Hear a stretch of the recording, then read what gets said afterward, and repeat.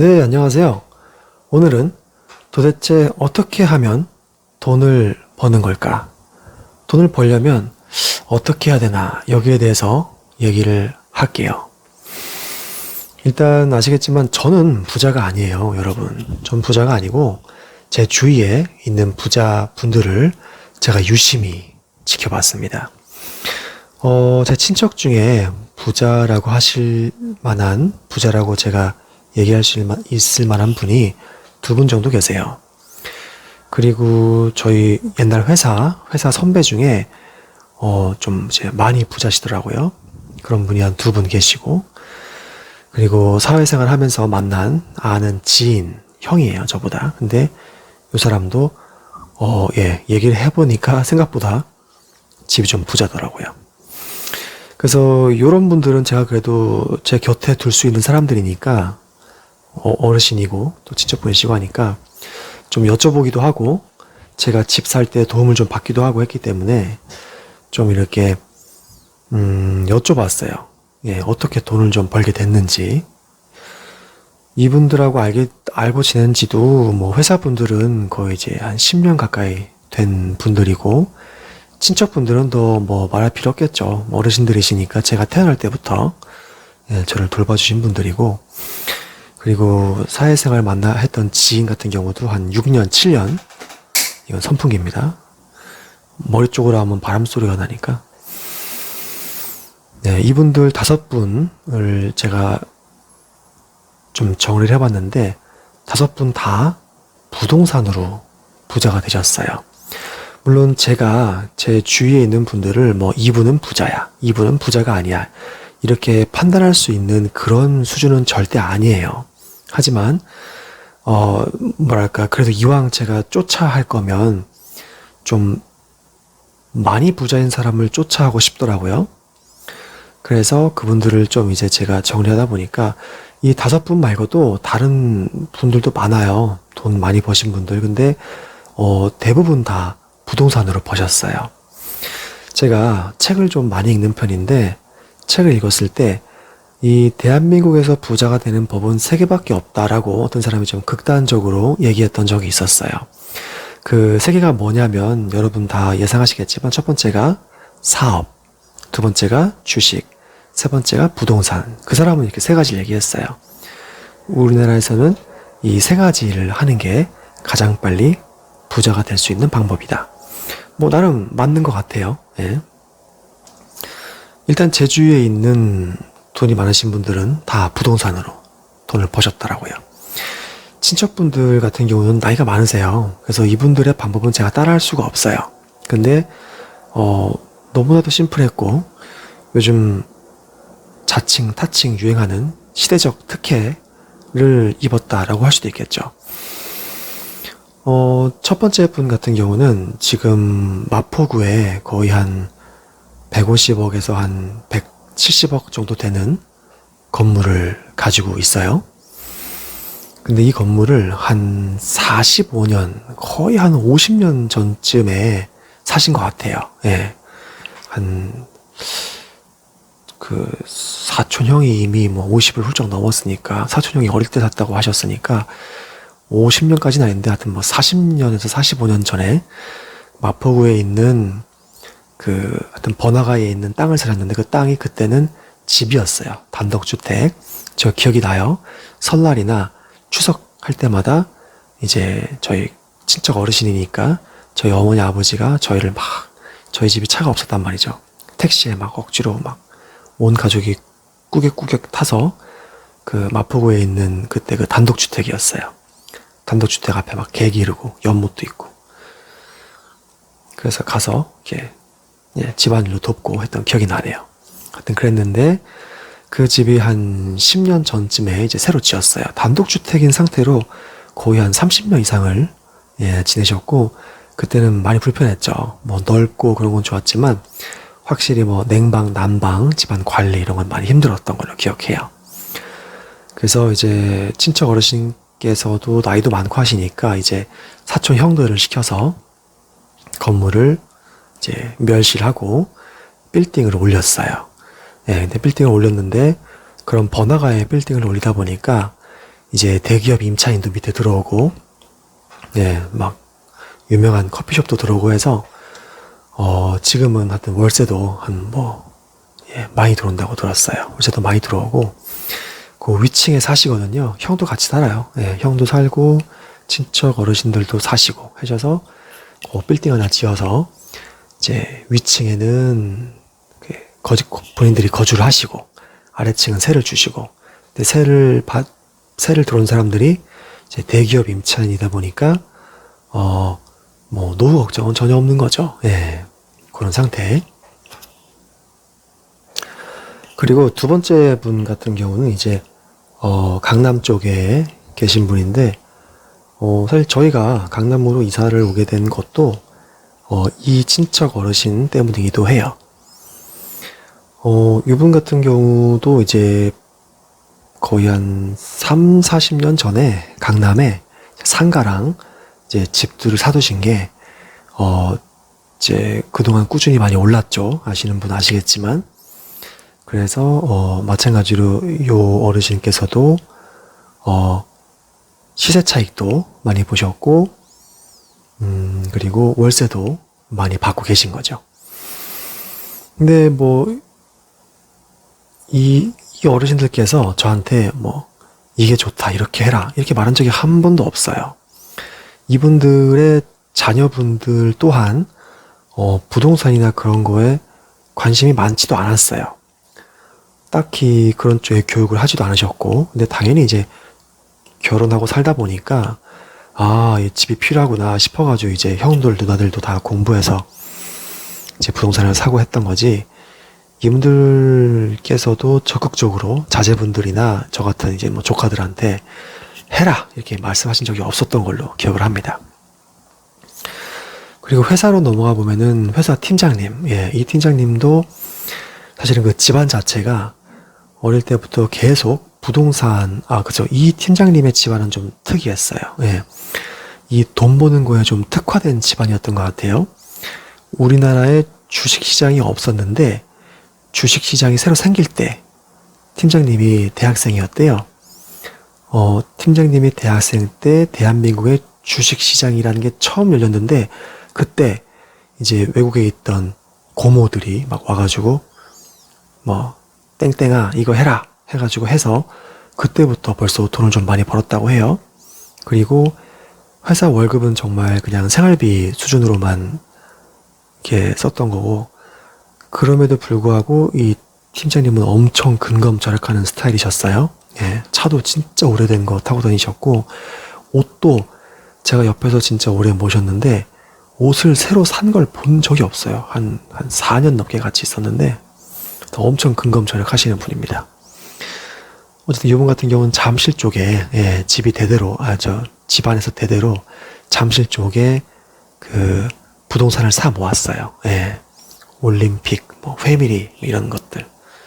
그래서 지금도 전화 오시면은 하시는 말씀이, 하여튼 집이 너무 많아서 좀 골치 아프다, 이런 식으로 약간 그 염장 지르는 말씀을 하시는 팀장님이 계십니다. 여의도에도 이렇게 상가도 가지고 계시고, 예, 하여튼 꾸준히 투자하셨어요. 회사 월급 아마 한 푼도 안 쓰고 다 모아서 부동산만 사신 것 같아요. 이분 같은 경우도. 그리고 회사 선배 두 번째.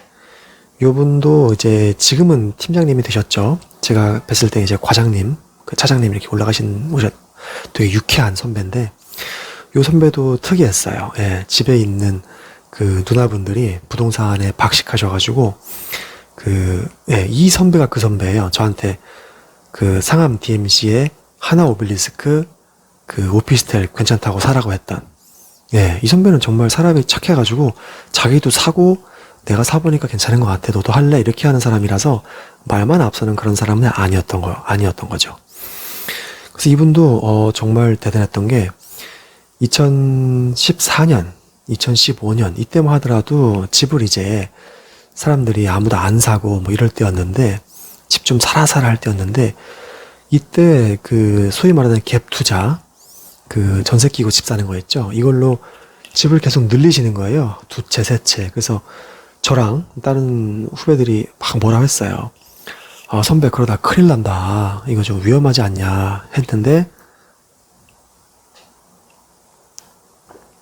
네, 지금 누가 승자인지는 뭐 불보듯 뻔하죠.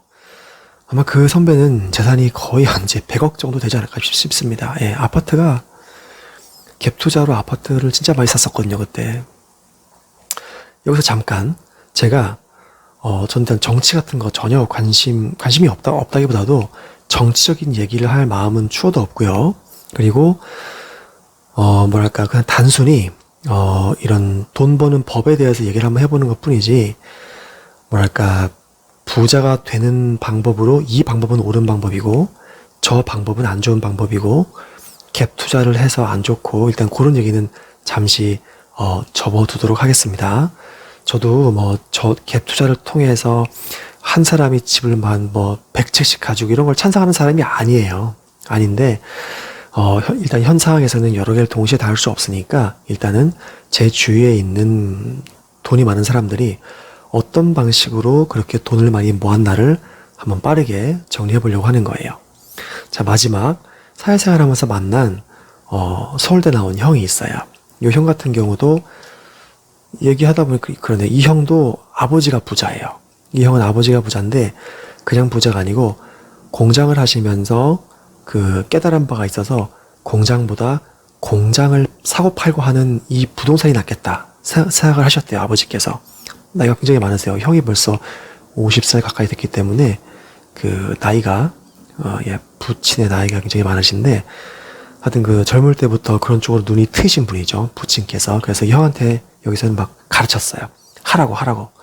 그래서 이 형도 하여튼 좀 나름대로 깨우친 바가 있어서 과외 이런 걸 하면서 돈을 좀 많이 벌어가지고 그런 걸로 이렇게 이화여대 앞에서 그 스파게티집 장사 이런 거 해서 좀 돈을 벌고, 이 시드머니를 번 다음부터는 이제 저쪽 경기도 수도권 쪽에다가 그 원룸을 30룸짜리를 지어서 월세를 받고 해서 아직도 가지고 있어요. 지금은 굉장히 큰 크기의 창고를 계속 지어서 팔고 있습니다.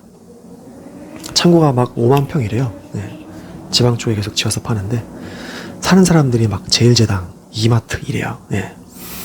자, 이렇게 제 주위에서 제가 생각했을 때 좀 인간 됨됨이도 제대로 됐고 좀 뭐랄까 본받을 만한 품성이면서 돈까지 많이 번 분들을 제가 이렇게 좀 꼼꼼하게 체크를 해보고 물어본 결과 5명 전부 다 일단 재산을 불린 주 방법이 부동산이었어요. 방법은 너무나도 심플했어요. 옛날에 일단 투자하신 분들의 방법은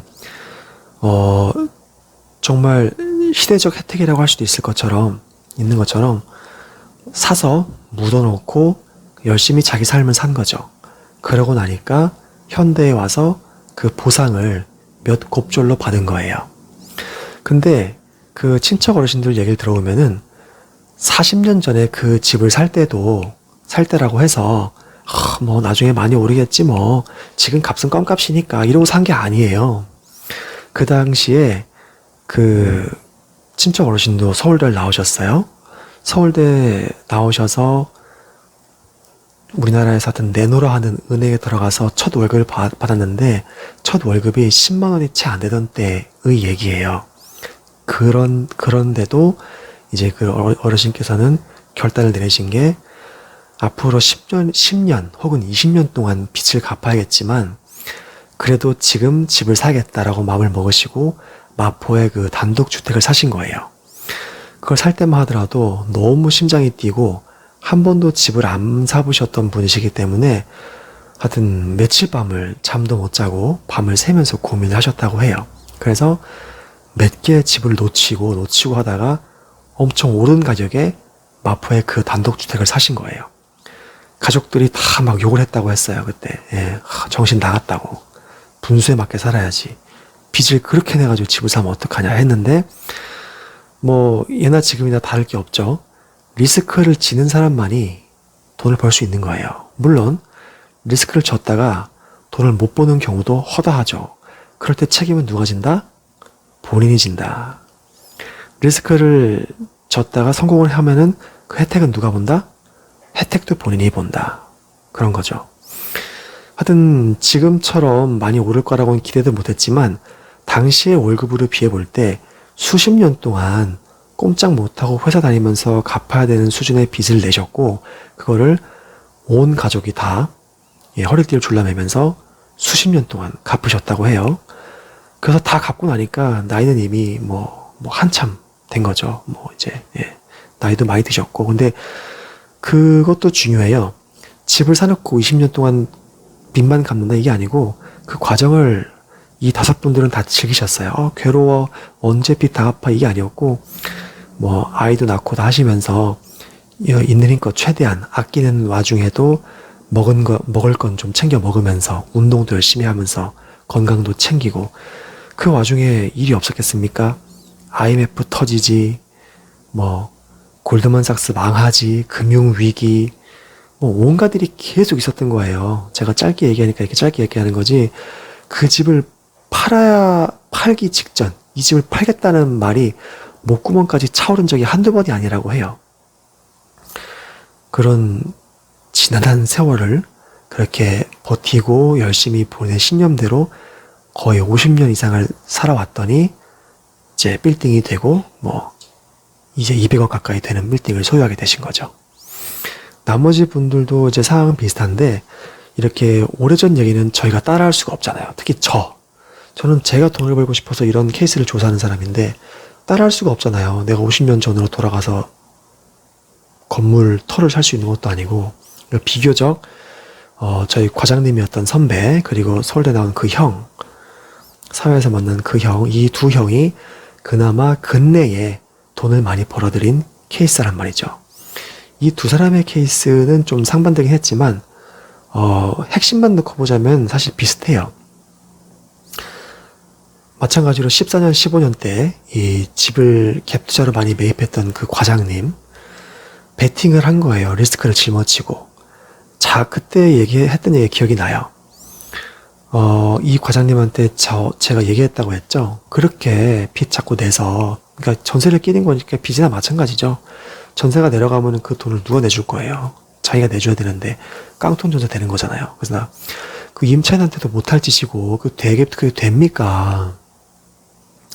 이 집 사가지고 이 집 전세 받아서 딴 집 또 사고 그렇다고 막 수십 채 산 건 아니에요. 그냥 제가 광화문의 알짜배기 청약 알짜배기 이런 식으로 몇 채만 샀는데 한 채 한 채가 다 막 7억에 산 게 25억 되고 다 막 이런 식이란 말이죠. 그때 그 과장님이 뭐라 그랬냐면은 자기 누나 그리고 자기가 생각하기에는 이 서울은 집값이 올랐으면 올랐지 내려갈 수가 없는 구조다라고 얘기를 하더라고요. 그러니까 어떤 데이터를 토대로 그 선배가 그런 믿음을 갖게 됐는지는 저도 모르겠어요. 하지만 지금 와서 돌아보면 아직까지는 그 믿음이 맞아 들어가고 있다는 거죠. 그래서 그 선배는 어쨌든 망하면은 자기가 망하는 거잖아요. 그거 다 짊어질 생각으로 투자를 한 거예요.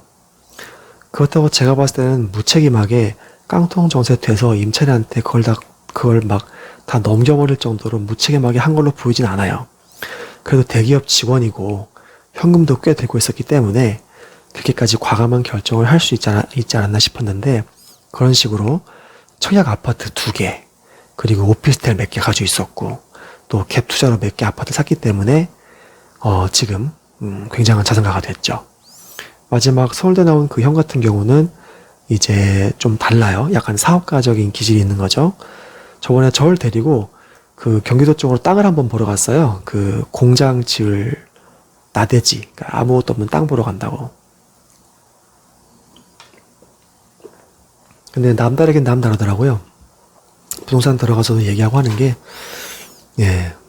그 창고 짓는 사람의 그런 면모가 돋보였습니다. 창고를 짓기 전에 이미 임대할 사람을 다 맞춰놔요. 요런 사람 같은 경우는. 제일제당에서 담당자를 만나서 5만 평 이상의 냉동이 되고 냉장이 되고 저반 시설 갖추고 이거 로타리로 타고 램프라 그러죠. 램프 차가 이렇게 나선형으로 엄청 무거운 짐을 실은 차가 나선형으로 올라가는 걸 램프라고 하는데 뭐 3층까지 램프, 뭐 4층, 5층은 엘리베이터로 적재할 수 있고 이런 조건을 그쪽에서 걸어요. 그 조건을 맞춰주면은 임대차 계약을 하는 거예요. 그 창고를. 신선 창고, 뭐 프레시 창고, 그냥 창고 여러 가지가 있는데, 근데 이렇게 창고 지어서 팔다 보니까, 지어서 팔기도 하고, 임차를 맞춰서 팔기도 하고, 아니면은 지어서 임대를 주기도 하는데, 임대료가 어마어마해요. 뭐 한 달 임대료만 막 거의 9억 6천 이래요. 예. 자, 마찬가지로 여기도 마찬가지예요. 이 형도 그냥 웃으면서 그런 거 하는 게 아니에요.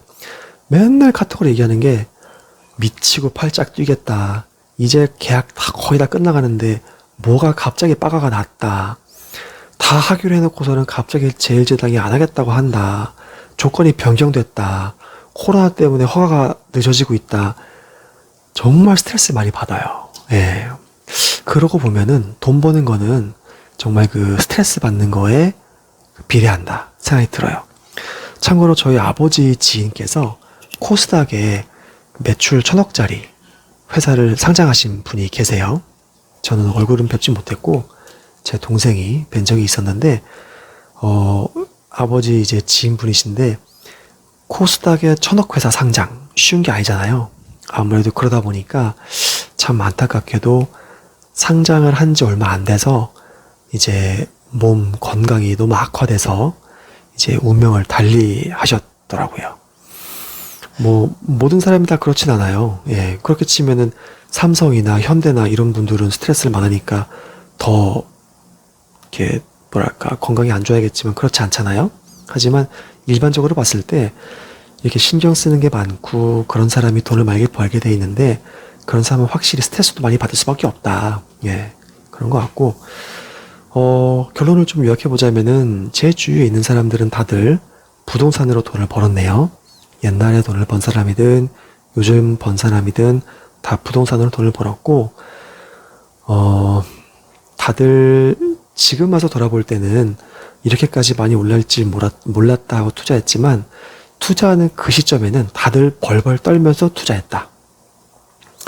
뭐 200억 가까이 되는 빌딩을 가진 그런 사람도 투자할 때는 그냥 월급쟁이 초보에 불과했고 자기의 몇십 년을 앞으로 빚을 갚아야 될지 모르겠지만 과감하게 이게 맞는 것 같다.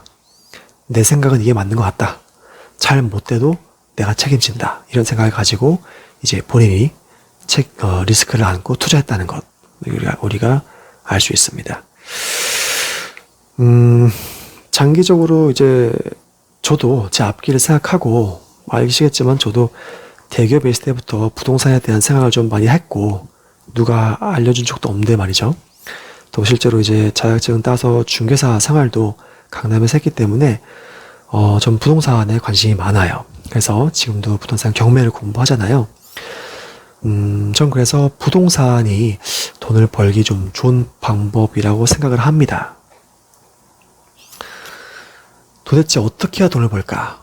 여기에 대한 답을 저는 제 주위에서 돈을 많이 번 사람을 쫓아오면 된다라고 생각을 했어요. 여러분 주위에 주식으로 돈을 많이 번 사람이 있다면 그 사람을 쫓아오면 되고요.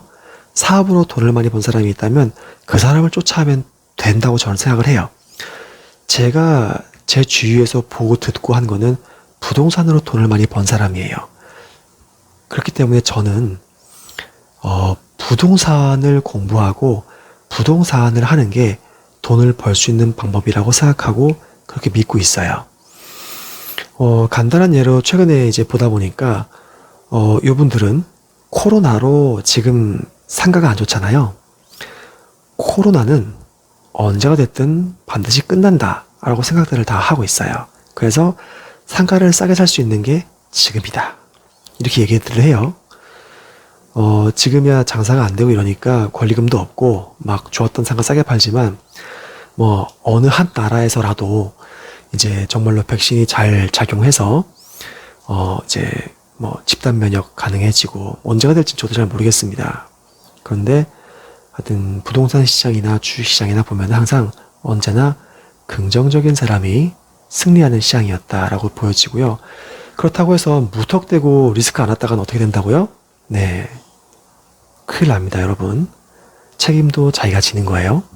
그리고 제 주위에 이렇게 돈 번 사람만 얘기해서 그렇지 부동산 투자로 돈 잃은 사람도 많아요. 막말로 저도 상암 DMC에 그거 샀다가 저기 2,800 싸게 내려서 팔았죠. 지방 아파트 샀다가 1,000만 원 싸게 해서 팔았죠. 예, 제가 산 거 중에 오른 거는 마포에 있는 이 조그만 월세 받는 건물밖에 없어요. 아직 팔지 않았지만 이건 올랐어요. 아파트에 비하면 조금밖에 안 올랐어요. 서울이 더 오를 것 같아요. 제 생각에는. 뭐 저는 정치 같은 건 일절 모르겠고 그냥 서울만 놓고 봤을 때 BTS나 이런 거 2, 3년 전만 해도 이렇게까지 힘이 세지 않았는데 점점 힘이 세지고 해외에서 한국이라는 이름이 유명해지는 것 같고 외국인들도 한국에 많이 들어오는 것 같아요. 마포에 있는 저희 집 근처에만 가봐도 코로나 이렇게 퍼지기 전에 저희 집이 홍대 근처에 있거든요. 외국인 진짜 많았어요. 외국인 진짜 줄을 서서 막 떡볶이 먹고 줄을 서서 술 마시고 외국인 천지였어요. 제가 고등학교, 초등학교 때도 계속 저희 아까 말씀드렸던 비싼 건물 가지고 계신 200억 가까이 되는 건물 가지고 계신 그분의 건물이 홍대 입구 근처였기 때문에 제가 거기를 맨날 갔단 말이에요. 항상 봤잖아요. 발전하는 거를. 제가 한 초등학교 때는 홍대가 그렇게 좋지 않았어요. 근데 시간이 지나면서 점점 젊은 사람이 오고 외국인이 오고 중국인이 오고 막 하면서 엄청 커지더라고요. 상권이. 그런 걸 보고 있으면은 이 서울도 모르겠습니다. 맨하탄처럼 또 런던처럼 아파트 하나에 200억 홍콩은 아파트 하나에 200억쯤 한다고 하더라고요. 그렇게 될는지는 저도 잘 모르겠어요. 하지만 지금 상태가 끝은 아닐 것 같아요. 예, 서울의 성장이 여기서 멈추고 삼성이나 LG 대기업들이 더 이상 GDP 외화 벌어들이는 거를 여기서 더 이상 성장하지 못하게 돼서 이 상태에서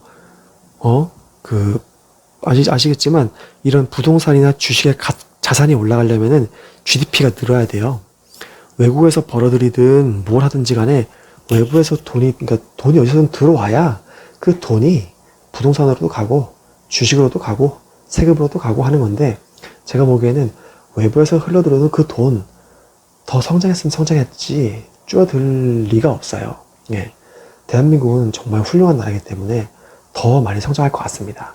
그렇다면 부동산, 주식 다 더 오를 것이다 라고 저는 긍정적으로 생각을 합니다. 용산 상가? 개발하겠죠. 언젠가는 더 오르겠죠. 홍대 그리고 구로 디지털 단지, 종로, 광화문, 은평, 노원 네, 결국엔 다 좋아지지 않을까 생각을 해요. 저는 근데 전문가가 전혀 아니에요. 그냥 저는 이렇게 생각하고 제 생각에 대한 책임을 제가 질 거예요. 그렇기 때문에 제 얘기를 듣고 좋다 나쁘다 판단을 하시면 안 돼요. 판단은 여러분께서 스스로 하셔야 돼요. 하여튼 전 서울이 앞으로 더 좋아질 거라고 보기 때문에 주택을 사든 상가를 사든 토지를 사든 사무실을 사든 서울 혹은 수도권까지는 좀 장만을 하는 게 좋지 않을까 생각을 합니다.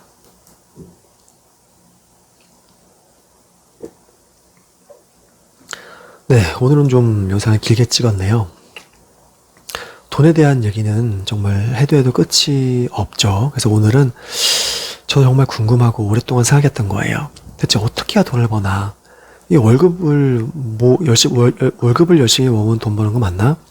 주식을 열심히 하면 돈 버는 거 맞나? 했는데 일단 제가 내린 결론은 월세를 모으든 월급을 모으든 종잣돈을 모으는 건 기본이고 뭘 하든 그죠? 이거는 주식을 한다 해도 종잣돈은 필요하죠. 열심히 모아서 저는 부동산에 투자해서 돈을 벌 수 있다라고 생각을 했습니다. 그러니까 저는 여기에 대해서 책임을 지고 리스크를 짊어지도록 할 거예요.